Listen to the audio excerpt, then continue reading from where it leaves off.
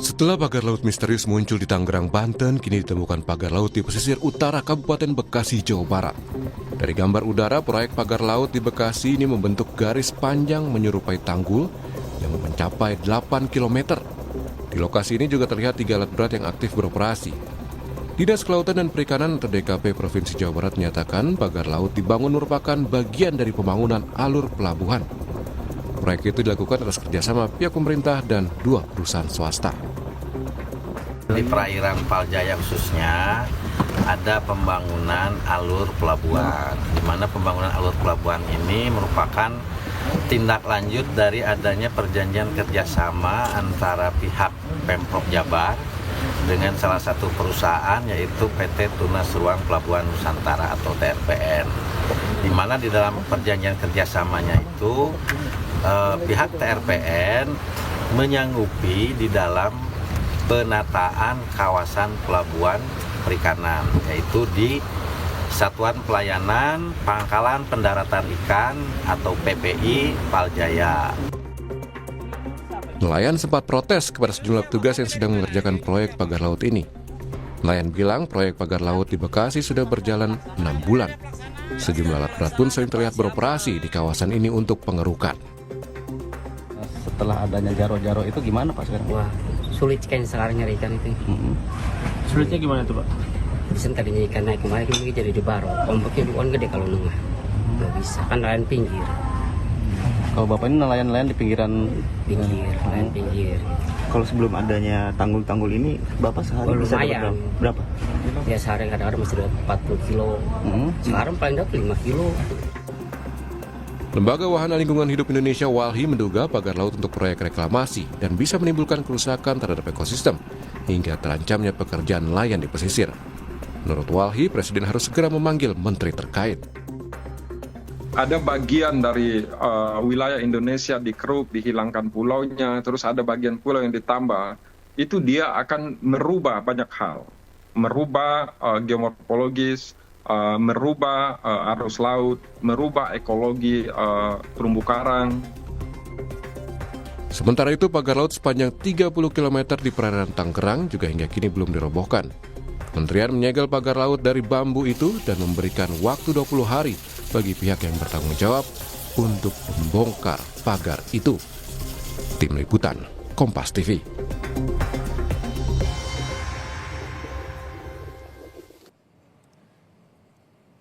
Setelah di Tangerang, Banten, saudara, pagar laut kembali ditemukan di pesisir utara Kabupaten Bekasi, Jawa Barat yang disebut proyek pemerintah dan swasta.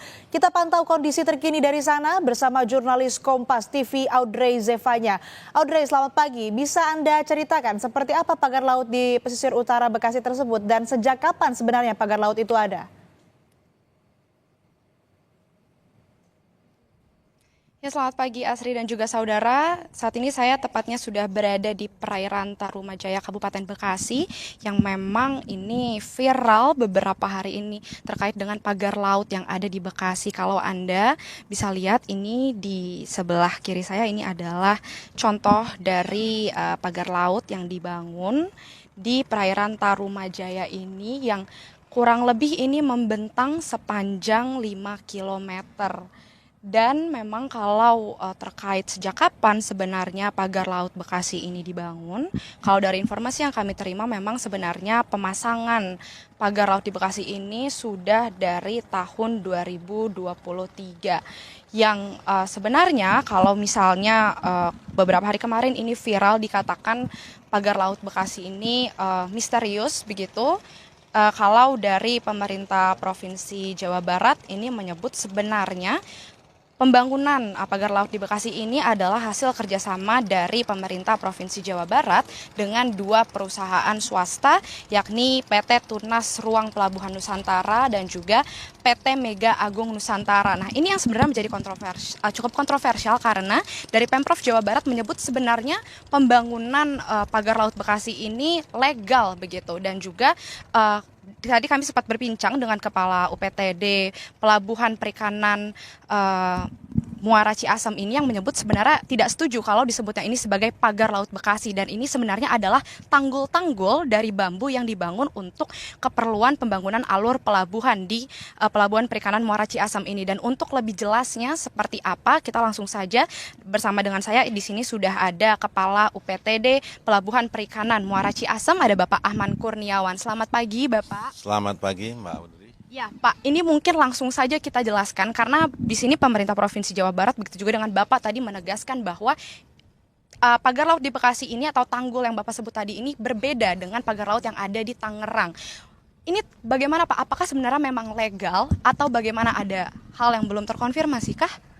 Ya, jadi dapat saya jelaskan kembali di sini bahwa video yang viral itu kebetulan yang muncul itu adalah tanggul-tanggul yang kita sedang menggarap pelabuhan, ya, alur pelabuhan. Jadi kalau di wilayah Tarumajaya sendiri itu kan sudah banyak, ya, pagar-pagar itu sebagai pembatas penguasaan terhadap lahan perairan baik oleh swasta maupun oleh perorangan. Nah, kami karena yang muncul di berita viral itu adalah gambar-gambar tentang proyek kegiatan kami, maka kami tegaskan di sini bahwa di situ kan ramainya misterius dan sebagainya, bahwa ini ada kegiatan pembangunan alur pelabuhan yang merupakan hasil kerjasama antara Pemprov Jabar dengan pihak swasta melalui PKS, namanya perjanjian kerjasama. Nah, salah satunya perjanjian kerjasama itu ya pembangunan alur ini. Jadi di dalam pelabuhan ini perlu juga saya jelaskan ada 3 fasilitas yang harus dipenuhi sebagai persyaratan sebuah pelabuhan perikanan. Pertama, fasilitas pokok. Apa itu? Isinya tentang dermaga, kolam labu, alur, mercusuar di laut. Nah, itu fasilitas pokok yang harus ada. Kedua, fasilitas penunjang. Fasilitas penunjang itu perkantoran, ya, fasilitas umum seperti masjid, MCK, tempat-tempat beristirahat dan seperti itu. Kemudian yang ketiga, fasilitas fungsional. Ada tempat pelangan ikan, pabrik es, ya. Kemudian kios-kios kuliner, kios-kios hasil pengolahan gitu, ya. Itu yang bersifat fungsional, docking kapal dan sebagainya. Nah, 3 fasilitas ini yang harus ada dalam pelabuhan. Nah, kami Pemprov Jabar sesuai Undang-Undang 23 atas pelimpahan dari Kabupaten Bekasi kepada pemerintahan Jabar dan kami Dinas Kelautan sebagai pelaksana dari pelabuhan ini tentunya punya program untuk perbaikan, penataan. Nah, kami namanya penataan kawasan PPI Paljaya. Nah, di dalam kawasan itulah ada 3 komponen tadi dan itu dikerjasamakan dengan PT TRPN. Jadi salah satunya komponen itu adalah pembangunan alur laut ini.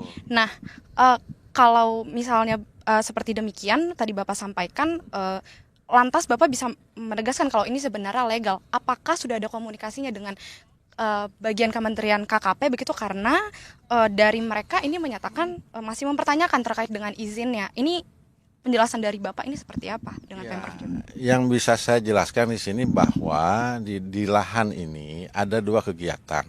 Ya, 1 kegiatan rekonstruksi lahan yang dilakukan oleh PT TRPN secara perusahaan, tidak ada kaitan dengan DKP. Dan yang kedua, pembangunan alur yang merupakan inisiasi dari UPTD yang dikerjasamakan. Jadi harus dibedakan dulu nih, yang penghentiannya yang mana? Kan kita juga belum begitu jelas, ya. Aman yang mana dihentikannya, apa rekonstruksinya atau pembangunan alurnya. Baik. Nah, kalau tadi Bapak bilang memang tujuan dari pembangunan ini adalah untuk membantu akses keluar masuk dari para nelayan.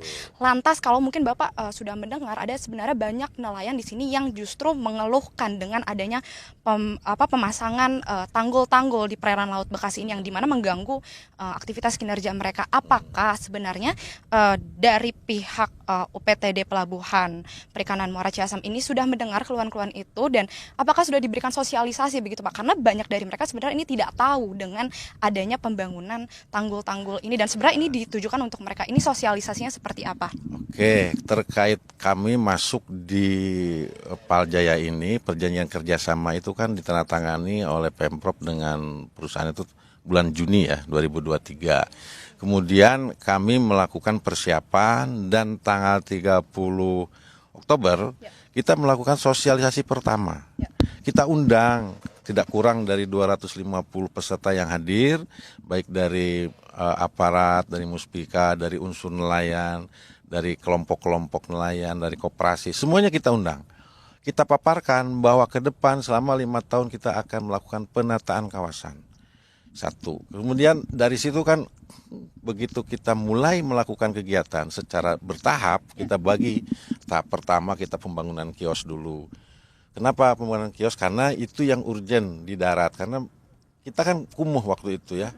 Warung-warung nggak tertata. Kita sekarang sudah selesai pembangunan kios dan masyarakat kan kita tidak kita tidak suruh keluar, tapi kita tempatkan mereka ke tempat yang lebih layak sehingga nanti pelabuhan ke depan di daratnya akan lebih tertata dengan bagus. Kemudian tahap kedua dalam tahap kedua ini nanti pembangunan alur ini kita sudah mulai kerjakan. Jadi pembangunan alur kita mulai persiapan di bulan Agustus, kemudian September kita kick off. Ya, sekali lagi ya yang saya jelaskan adalah terkait dengan video yang viral itu karena itu gambar yang kegiatan kami. Sementara pagar-pagar seperti ini bisa dicek kameranya ke sana. Itu sudah ada sebelum kami membuat alur itu sudah ada dan saya dapat informasi itu adalah batas kepemilikan. Demikian. Berarti sosialisasi ini sebenarnya sudah dilakukan juga kepada para nelayan. Tapi apakah nelayan ini sebenarnya sudah ada yang mengadu juga gitu terkait kesulitan mereka untuk mencari ikan-ikan ini Pak di lautan atau? Ya, memang pada saat namanya kita sedang progres pembangunan pasti ada keluhan. Yang biasanya alur ke sana karena sekarang kita kerjakan tertutup umpamanya, tapi kita buka lagi untuk jalur ini. Jadi artinya kepada nelayan kita sudah jelaskan. Bahkan di alur ini ada beberapa alat tangkap nelayan yang terkena gerus lah katakanlah seperti itu. Kita minta ke pihak TRPN untuk memberikan kompensasi dan sudah dilakukan. Sudah dilakukan kompensasi dengan negosiasi kan tentunya masalah itu urusan perusahaan dengan nelayan lah saya bilang, saya hanya memediasikan saja. Oke, baik. Terima kasih banyak Pak Ahmad sekali lagi untuk informasinya. Demikian saudara tadi yang sudah disampaikan langsung oleh Kepala UPTD dari Pelabuhan Perikanan Muara Ciasem bahwa memang sosialisasi terhadap nelayan ini sebenarnya sudah dilakukan juga dan sebenarnya memang pembangunan tanggul yang ada di perairan Bekasi ini tidak misterius begitu, melainkan ini memang sudah menjadi program antara pemerintah Provinsi Jawa Barat dengan 2 perusahaan swasta yang mendukung kegiatan ini. Demikian yang bisa kami sampaikan, kembali ke studio Asri. Baik, terima kasih laporan lengkap Anda Audrey Zevanya langsung dari Bekasi, Jawa Barat.